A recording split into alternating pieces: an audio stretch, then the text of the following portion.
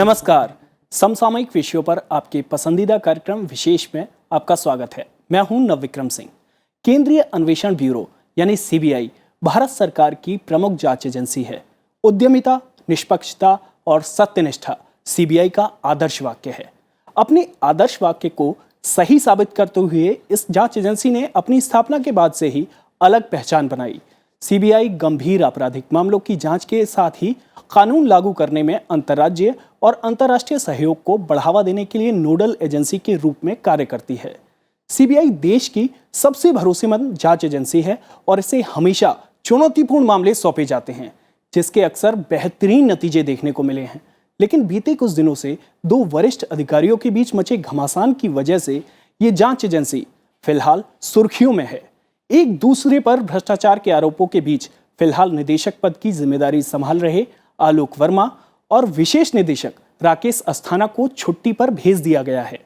Odisha cadre के IPS अधिकारी M Nageshwar Rao को निदेशक का कामकाज संभालने की जिम्मेदारी दी गई है। आज विशेष में बात करेंगे सीबीआई में जारी गतिरोध की, जानेंगे क्या प्रक्रिया है निदेशक की नियुक्ति की, साथ ही सीबीआई के इतिहास पर भी नजर डालेंगे और ये भी समझने की कोशिश करेंगे कि सीआईडी जैसी जांच एजेंसियों से कैसे अलग है सीबीआई। तो शुरू करते हैं आज का विशेष।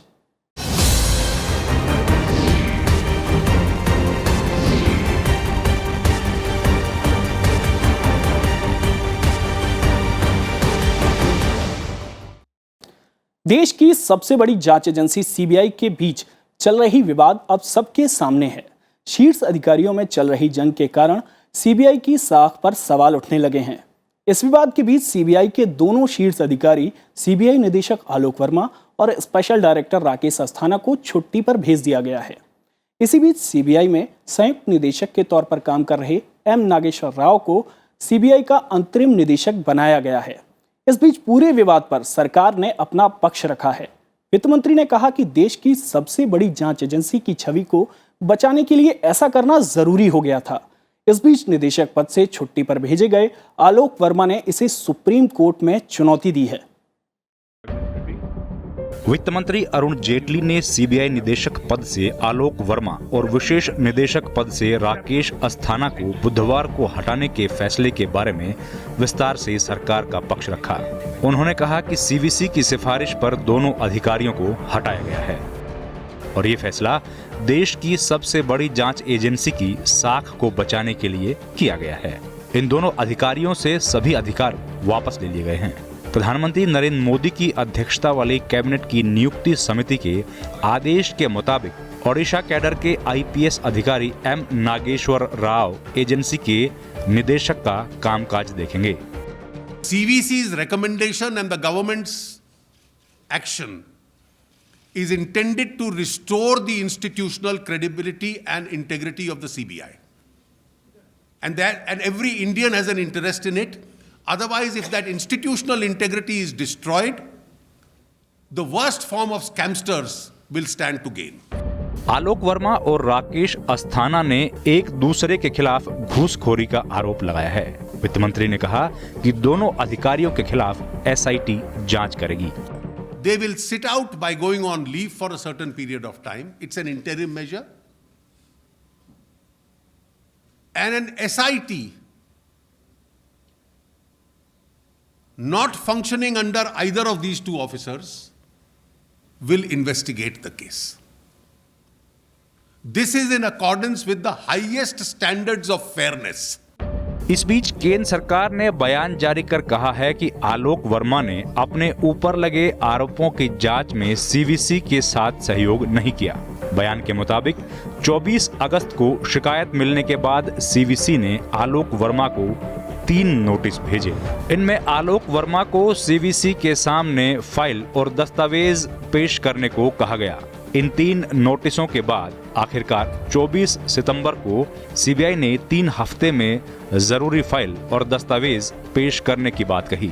इसमें है कि अब ऑर्गेनाइजेशन पूरा डिवाइडेड हो गया है ना, बढ़ गया है हिस्सों में, तो इसलिए इनको पूरा वैम्प करना पड़ेगा ऑर्गेनाइजेशन को। मतलब बाहर से ऑफिसर्स ला के काफ़ी बदलाव करना पड़ेगा, ये क्रेडिबिलिटी चाहते हैं तो। नहीं, डिसएग्रीमेंट्स हो सकते हैं, आपके नंबर 1 नंबर 2 के बीच में डिसएग्रीमेंट्स हो सकते हैं, डिफरेंस ऑफ ओपिनियन हो सकता है, पर कभी भी ऐसा लड़ाई नहीं हुआ कि लोग एफआईआर रजिस्टर कर रहे हैं, एक दूसरे पर कंप्लेंट्स कर रहे हैं, तो ऐसा कभी हुआ नहीं है।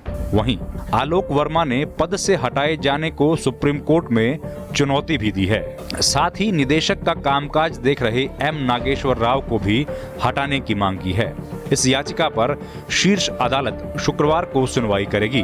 उधर एम नागेश्वर राव ने कामकाज संभालते ही कई अधिकारियों के तबादले कर दिए हैं। पंचानन मिश्र के साथ रविंद्र सिंह शोराण, राज्यसभा टीवी। आलोक वर्मा की जगह एम नागेश्वर राव को अंतरिम डायरेक्टर का कार्यभार सौंपा गया है। एम नागेश्वर राव सीबीआई में ही ज्वाइंट डायरेक्टर के पद पर रहे हैं। तेलंगाना के रहने वाले एम नागेश्वर राव 1986 बैच के आईपीएस अधिकारी हैं। आइए आपको बताते हैं सीबीआई के नए अंतरिम निदेशक के बारे में। तेलंगाना के रहने वाले 1986 बैच के आईपीएस अधिकारी नागेश्वर राव सीबीआई के अंतरिम निदेशक बनाए गए हैं। सीबीआई चीफ आलोक वर्मा और स्पेशल डायरेक्टर राकेश अस्थाना को छुट्टी पर भेजने के बाद एम नागेश्वर राव को तत्काल प्रभाव से सीबीआई के डायरेक्टर पद की जिम्मेदारियां और कार्यभार संभालने के लिए कहा गया है। वो ओडिशा पुलिस में एडिशनल डायरेक्टर रह चुके हैं। ओडिशा के 4 जिलों में पुलिस अधीक्षक के अलावा वो राउरकेला और कटक में रेलवे के पुलिस अधीक्षक और क्राइम ब्रांच के पुलिस अधीक्षक भी रह चुके हैं। वो ओडिशा के ऐसे पहले अधिकारी रहे हैं जिन्होंने एक बलात्कार के मामले की जांच में डीएनए फिंगरप्रिंट का इस्तेमाल किया था। अधिकारियों के बीच मचे घमासान को देखते हुए कैबिनेट कमेटी ऑफ अपॉइंटमेंट्स ने एम नागेश्वर राव को अंतरिम निदेशक नियुक्त किया है ताकि सीबीआई के कामकाज को सुचारू रूप से चलाया जा सके। उन्होंने इससे पहले नक्सल प्रभावित इलाकों, नॉर्थ ईस्ट और जम्मू कश्मीर में भी काम किया है। एम नागेश्वर राव की छवि एक अच्छे प्रशासक की रही है और उन्हें बेहतरीन सेवा के लिए राष्ट्रपति से पुलिस मेडल जैसे सम्मान से नवाजा जा चुका है। नागेश्वर राव ने उस्मानिया यूनिवर्सिटी से पोस्ट ग्रेजुएशन की पढ़ाई की। इसके बाद उन्होंने आईआईटी मद्रास से रिसर्च किया। एम नागेश्वर राव की खासियत ये है कि वो मामलों की जांच में अनुसंधान और आधुनिकतम तकनीक का इस्तेमाल बखूबी करते हैं। अग्रिम आदेशों तक अब सीबीआई का कामकाज एम नागेश्वर राव ही देखेंगे। विपिन चौहान के साथ ब्यूरो रिपोर्ट, राज्यसभा टीवी। केंद्रीय अन्वेषण ब्यूरो यानी सीबीआई देश की सबसे बड़ी जांच एजेंसी है। देश की इस शीर्ष जांच एजेंसी पर अटूट विश्वास है पूरी जनता को। सीबीआई अपने कामकाज को पूरी तरह से स्वतंत्र और निष्पक्ष संचालन के लिए एक निदेशक के अधीन काम करती है। सीबीआई निदेशक का पद न केवल प्रतिष्ठा का पद है बल्कि संवेदनशील और जवाबदेही वाला भी है। ऐसे में ये जानना जरूरी हो जाता है कि सीबीआई निदेशक की नियुक्ति कैसे होती है और उन्हें किस तरीके से उनके पद से हटाया जा सकता है। केंद्रीय अन्वेषण ब्यूरो यानी सीबीआई भारत सरकार की प्रमुख जांच एजेंसी है जो आपराधिक और राष्ट्रीय सुरक्षा से जुड़े अलग अलग मामलों की जांच करती है। ये काम सीबीआई अपने निदेशक के दिशा निर्देशों के अनुसार करती है। दरअसल लोकपाल अधिनियम के कानून बनने से पहले सीबीआई निदेशक को डीएसपीई यानी Delhi special police establishment act 1946 के तहत नियुक्त किया जाता था। इसके तहत केंद्र सरकार सीबीआई के निदेशक की नियुक्ति के लिए कमेटी का गठन करती थी। इस कमेटी में एक अध्यक्ष और 3 सदस्य होते थे। कमेटी के अध्यक्ष केंद्रीय विजिलेंस कमिश्नर और सदस्य केंद्रीय सतर्कता आयोग के सदस्य, गृह मंत्रालय के केंद्रीय सचिव और कैबिनेट सचिवालय में समन्वय और लोक शिकायत के सचिव होते थे। कमेटी आवेदकों के आवेदन पत्र को भ्रष्टाचार विरोधी मामलों की जांच में उनका अनुभव, वरिष्ठता और ईमानदारी पूर्वक सेवा को पैमाना बनाकर जांच करती थी। जांच के बाद कमेटी केंद्र सरकार को अपनी रिपोर्ट भेजती थी। इसके बाद केंद्र सरकार इस कमेटी द्वारा सुझाए गए नामों में से किसी एक व्यक्ति को सीबीआई के निदेशक के तौर पर नियुक्त करती थी। पहले डायरेक्टर का सिलेक्शन का प्रोसेस था कि ये जो सीवीसी हैं और 2 वीसी होते हैं और ये सेक्रेटरी पर्सनल और होम सेक्रेटरी बैठ के सब नाम वो एग्जामिन करते थे जो एलिजिबल हैं। उसमें से फिर वो 3 का नाम रेकमेंड करते थे गवर्नमेंट को और जो 3 नाम वो रेकमेंड करते थे उसमें से गवर्नमेंट किसी को भी चूज़ कर सकती थी। ये पुराना प्रोसीजर था। पर जब से ये लोकपाल एक्ट आया है तो अब सीबीआई का डायरेक्टर का selection PM leader of opposition और चीफ जस्टिस करते हैं। लेकिन लोकपाल कानून के लागू होने के बाद सीबीआई के निदेशक की नियुक्ति लोकपाल कानून में निर्धारित नियमों के तहत की जाती है। लोकपाल कानून के मुताबिक केंद्र सरकार सीबीआई प्रमुख की नियुक्ति प्रधानमंत्री की अध्यक्षता वाली एक चयन समिति की सिफारिशों के आधार पर करती है, जिसमें विपक्ष के नेता और प्रधान न्यायाधीश शामिल होते हैं। अगर प्रधान न्यायाधीश इस समिति में शामिल नहीं होते हैं तो वो उच्चतम न्यायालय के किसी भी न्यायाधीश को इसके लिए नामित कर सकते हैं। लोकपाल सीबीसी एक्ट में भी प्रावधान था, लेकिन उसके बाद 14 में लोकपाल एक्ट आया है। लोकपाल नहीं है लेकिन एक्ट लागू हो गया है और उसी के मुताबिक उसका नियुक्ति होती है। ये एक कमिटी बनती है सीबीसी के चेयरमैनशिप में, वो नाम का प्रोसेस करती है और एक पैनल भेजती है सरकार के पास, और वहां पर prime minister, chief justice of India and leader of opposition of the largest party in the Lok Sabha बैठ के उनका नियुक्ति करते हैं। सीबीआई निदेशक चुनने की प्रक्रिया गृह मंत्रालय से शुरू होती है। गृह मंत्रालय वरिष्ठता और अनुभव के आधार पर ऐसे अधिकारियों की एक सूची बनाता है जो सीबीआई निदेशक बनने के काबिल होते हैं। गृह मंत्रालय ये सूची कार्मिक एवं प्रशिक्षण विभाग यानी डीओपीटी को भेजता है। इसके बाद डीओपीटी वरिष्ठता, निष्ठा और भ्रष्टाचार रोधी मामलों में अनुभवों के आधार पर तैयार ऐसे अधिकारियों के नाम का चयन कमेटी को भेजता है। इसके बाद चयन कमेटी सीबीआई निदेशक के नाम पर मुहर लगाती है। पुराना प्रोसेस तो था कि कोई भी ऐसी एलिगेशन आएंगी तो वही कमेटी जो है सीबीसी की सेक्रेटरी पर्सनल, होम सेक्रेटरी और 2 वीसीज की कमेटी उसको एग्जामिन करेगी और फिर गवर्नमेंट को रेकमेंड करेगी कि इनको हटा दिया जाए। पर अब जहाँ तक मेरी समझ है, क्योंकि अपॉइंटिंग अथॉरिटी सीजेआई, पीएम और लीडर ऑफ ऑपोजिशन है, तो ये भी रिमूवल भी उन्हीं के थ्रू इनको करना पड़ेगा। लोकपाल कानून के मुताबिक सीबीआई निदेशक का कार्यकाल 2 साल के लिए तय किया गया है। प्रधानमंत्री, सुप्रीम कोर्ट के मुख्य न्यायाधीश और विपक्ष के नेता की कमेटी के फैसले के बगैर सरकार ना तो उसका कार्यकाल कम कर सकती है और ना ही अंतरिम उपाय कर सकती है। Bureau report, Rajya Sabha TV. CBI के गठन की कहानी 1941 से शुरू होती है। 1963 में इस जांच एजेंसी को वर्तमान नाम सीबीआई मिला।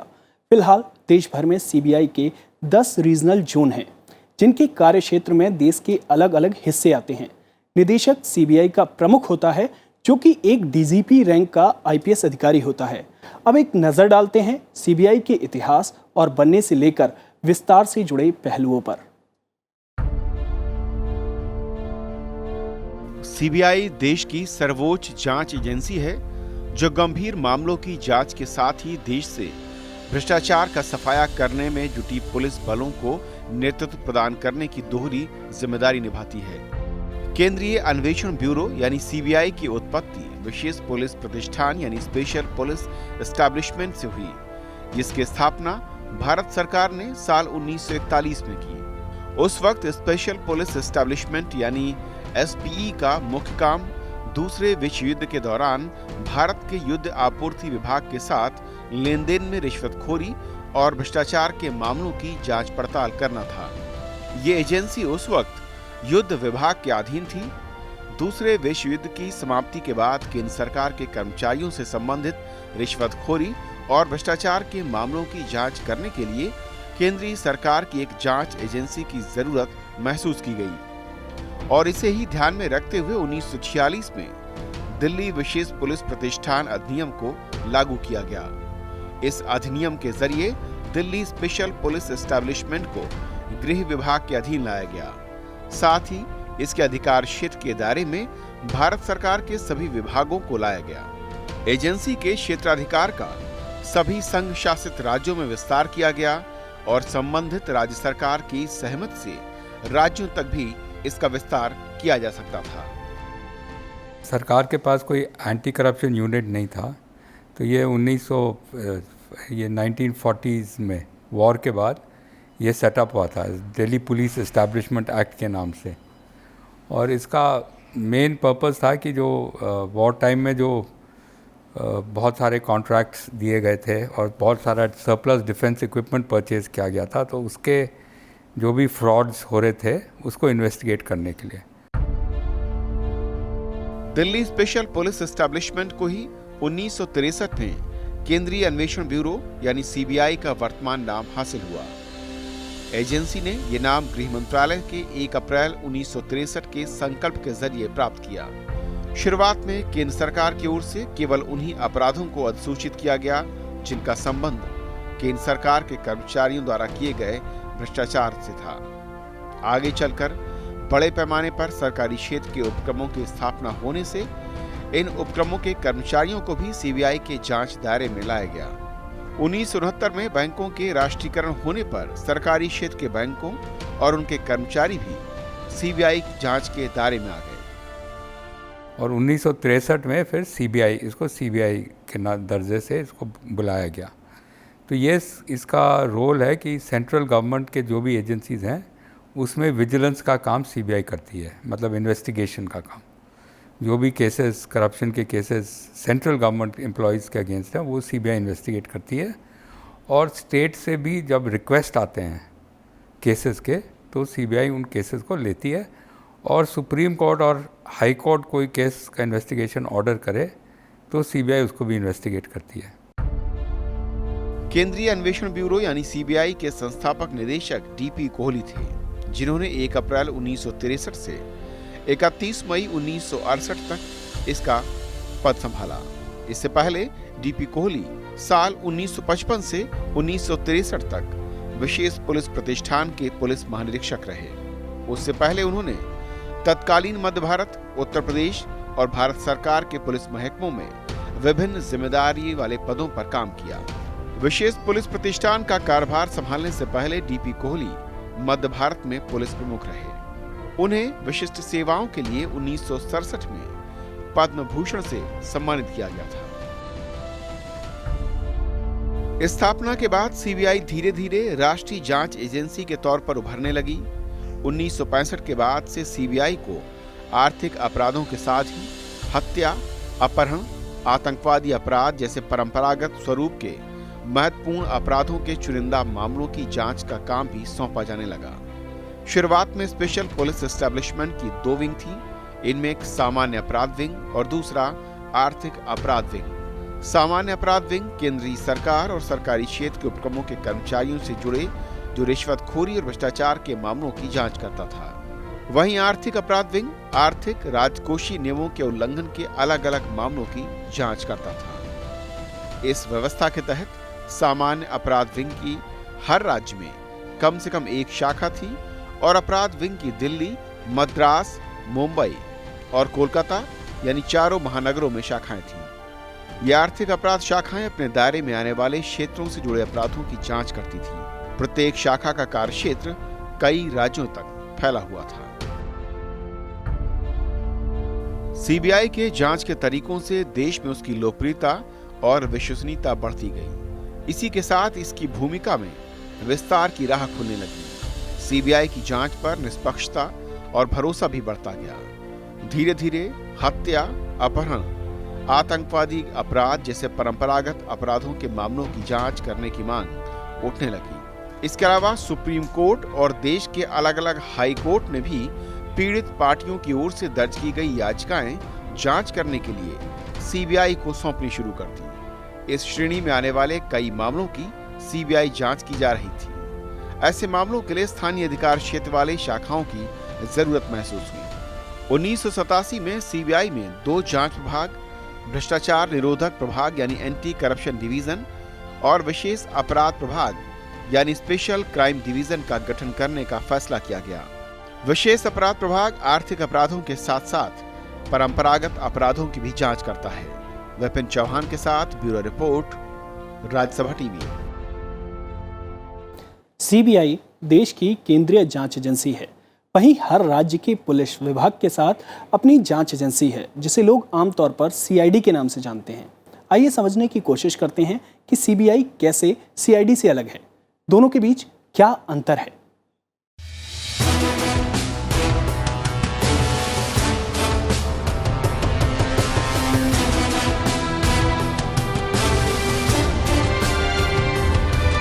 सीबीआई राज्य की सुरक्षा संबंधी मामलों के साथ साथ राष्ट्रीय महत्व के मामलों की जांच का काम करती है। पहले ये एजेंसी केंद्रीय गृह मंत्रालय के अधीन थी, लेकिन 1985 में सीबीआई को गृह मंत्रालय से हटाकर कार्मिक, लोक शिकायत एवं पेंशन मंत्रालय के अधीन किया गया। ये देश की सर्वोच्च जांच एजेंसी है। अब सवाल उठता है कि सीबीआई बाकी जांच एजेंसी से कैसे अलग है। इस बात को समझने के लिए हमें सीबीआई और सीआईडी के अंतर को समझना होगा। ये दोनों सामान्य तौर पर दो अलग अलग जांच एजेंसियां हैं और इनके जांच का दायरा भी अलग अलग होता है। सीआईडी जहां एक प्रदेश के अंदर घटित होने वाली घटनाओं की जांच करती है और ये राज्य सरकार के आदेश पर काम करती है, वहीं सीबीआई पूरे देश में होने वाली विभिन्न घटनाओं की जांच का काम संभालती है और इसको आदेश देने का अधिकार केंद्र सरकार, उच्च न्यायालय और सुप्रीम कोर्ट के पास होता है। सीआईडी स्टेट पुलिस का हिस्सा है, राज्य पुलिस का हिस्सा है। सीबीआई केंद्रीय सरकार के तहत सबसे प्रीमियर इन्वेस्टिगेटिंग एजेंसी है। सीबीआई यानी सेंट्रल ब्यूरो ऑफ इन्वेस्टिगेशन देश की केंद्रीय जांच एजेंसी है।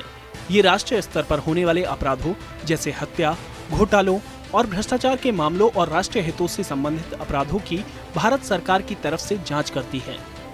इसका मुख्यालय दिल्ली में है। दिल्ली विशेष पुलिस प्रतिष्ठान अधिनियम 1946 ने सीबीआई को जांच की शक्तियां दी हैं। भारत सरकार राज्य सरकार की सहमति से राज्य में मामलों की जांच करने का आदेश सीबीआई को देती है। हालांकि सर्वोच्च न्यायालय और उच्च न्यायालय राज्य सरकार की सहमति के बिना देश के किसी भी राज्य में आपराधिक मामले की जांच के लिए सीबीआई को आदेश दे सकते हैं। सीआईडी की full form criminal investigation department है, जो एक राज्य में अपराध जांच विभाग के रूप में जानी जाती है।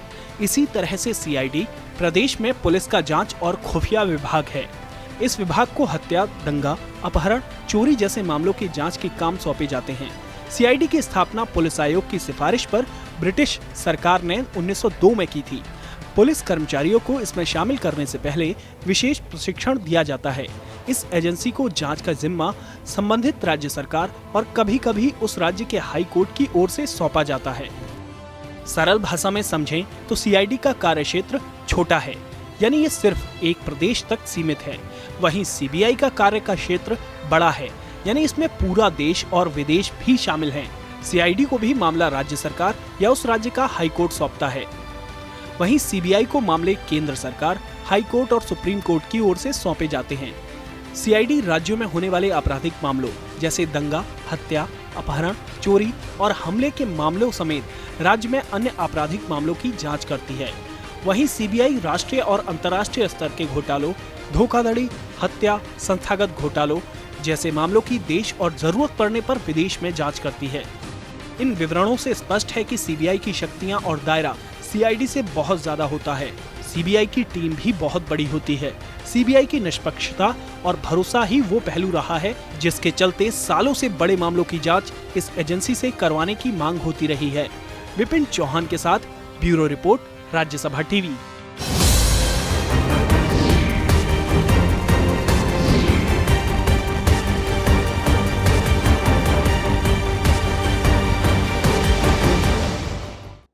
विशेष में आज इतना ही।